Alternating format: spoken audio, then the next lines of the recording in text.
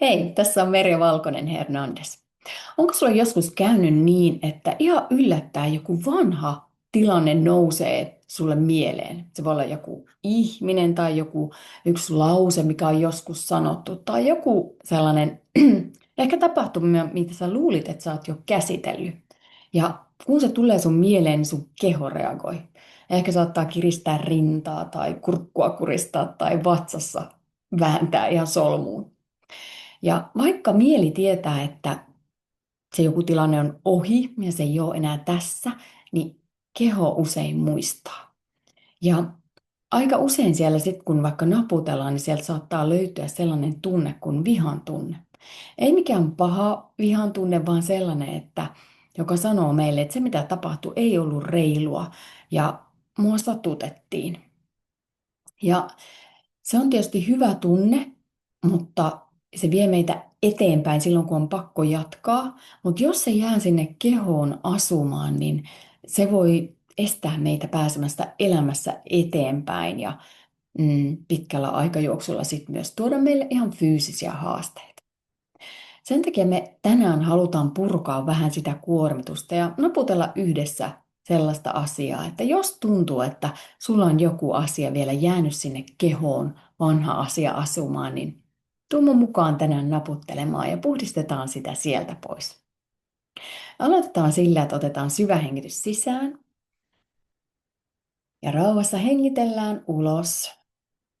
Ja siinä kun hengittelet rauhassa, niin tuo sun mieleen se asia, mikä ehkä sulla on jäänyt painamaan tai jotenkin jäänyt vähän sinne kehoon asumaan. Ja lähdetään yhdessä sitten naputtelemaan näitä asioita.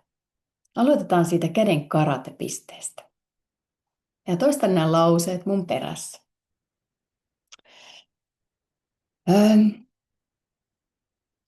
Vaikka kun ajattelen tätä ihmistä tai tilannetta, kehoni muistaa sen yhä. Hyväksyn itseni aivan täysin. Vaikka tunnen sen tilanteen edelleen kehossani, enkä ole päästänyt siitä täysin irti, hyväksyn itseni ja kaiken, mitä tunnen. Vaikka mieleni ja kehoni muistuttavat minua yhä tästä asiasta, ja jokin osa minusta haluaa pitää siitä kiinni, valitsen suhtautua itseeni lempeästi ja olla tänään omalla puolellani. Kulmakarva. Tämä tuntemus kehossani, silmänsivu, kun ajattelenkin sitä asiaa, silmän alle. Se tuntuu edelleen kehossani, nenän alle, vaikka luulin sen jo käsitelleeni. Leukapiste, kehoni muistaa sen edelleen. Solisluu, kehoni kantaa sitä edelleen. Kainalolle kaikki nämä tunteet ja tuntemukset pään päälle liittyen juuri tähän asiaan. Hyvä. Ota syvä hengitys. Ja hengittele rauhassa ulos. Ja mennään sitten vähän syvemmälle. Jatka siitä kulmakarvan pisteen. Täällä on myös vihaa. Silmänsivu.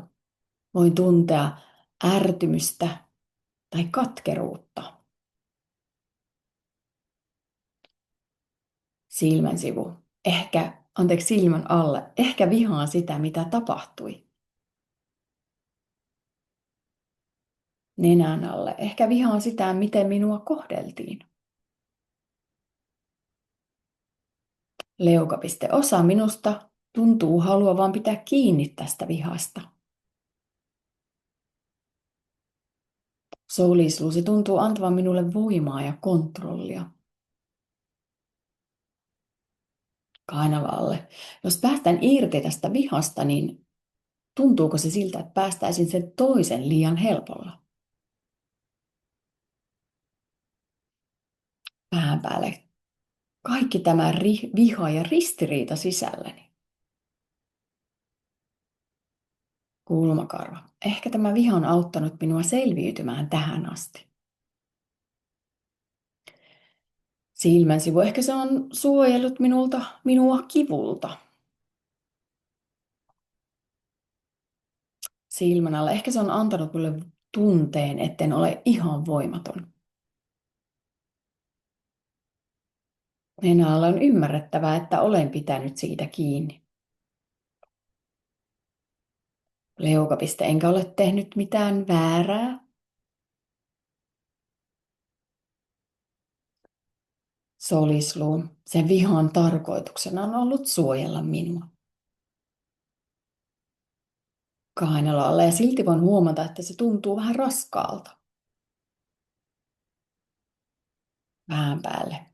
Ja ettei se vahingota sitä toista, vaan minua. Kulmakarva. Kaikki nämä tunteet ja ajatukset, joista pidän kiinni. Silmänsivu. Ne tuntuvat oikeutetuilta. Silmällä ja samalla ne tuntuvat vähän raskailta. Nenällä huomaan, etteivät ne tee hyvää keholleni. Leukapiste, tämä jatkuva jännitys ja levottomuus ja ehkä kipukin. Solisluu, kun pidän kiinni tästä vihasta. Kainalon alle kehon joutuu kantamaan koko tämän painon. Pään päälle ja samalla ehkä mieleni jää kiertämään sitä samaa tarinaa uudelleen. Kulmakarva. Voin nähdä, että tämä ei palvele minua. Silmänsivu. Ja se ei tarkoita, että se mitä tapahtui olisi ollut oikein. Silmän alle se ei tarkoita, että hyväksyisin sen teon. Nenä alle, vaan se tarkoittaa, että alan suojella myös itseäni. Leukapiste, etten enää uhraa omaa kehoani ja mieltäni tämän takia. Solisluu. Voin olla myötätuntoinen itseäni kohtaan. Kainalo alle ja voin antaa itselleni luvan päästää tästä irti. Pään päälle. Koska minä olen tärkeä. Kulmakarva ja koska oma hyvinvointini on tärkeämpää. Silmänsivu kuin tästä vihasta kiinni pitäminen. Silmän alle. Voin päästää irti vähän kerrallaan. Nenä alle, minulla ei ole mitään kiirettä tämän asian kanssa. Leukapiste voi vaan hengittää syvään sisään. Ja vähän keventää oloani. Solislu. Mä voin valita rauhan. Kainalalle, vaikka se mitä tapahtui ei ollut oikein. Pään päälle. Minulla on lupa irrottautua näistä vanhoista tunteista ja sallia itselleni vapauden. Hyvä. Lopetan naputtelu, ota syvä hengitys sisään. Rauhassa hengittele siinä hetki silmät suljettuina. Jos se tunne on vielä vahva kehossa, niin voit hyvin toistaa tämän naputtelun nyt tai myöhemmin sopivassa hetkessä. Ja Ja sä voit palata tähän harjoitukseen niin monta kertaa, kun sun on tarvetta. Se irtipäästäminen ei ole aina vain yksi pieni hetki, vaan se voi olla monta useampaa hetkeä ja vähitellen keho kevenee ja päästää irti ja luo tilaa ihan jollekin uudelle. Pidä itsestäsi huolta.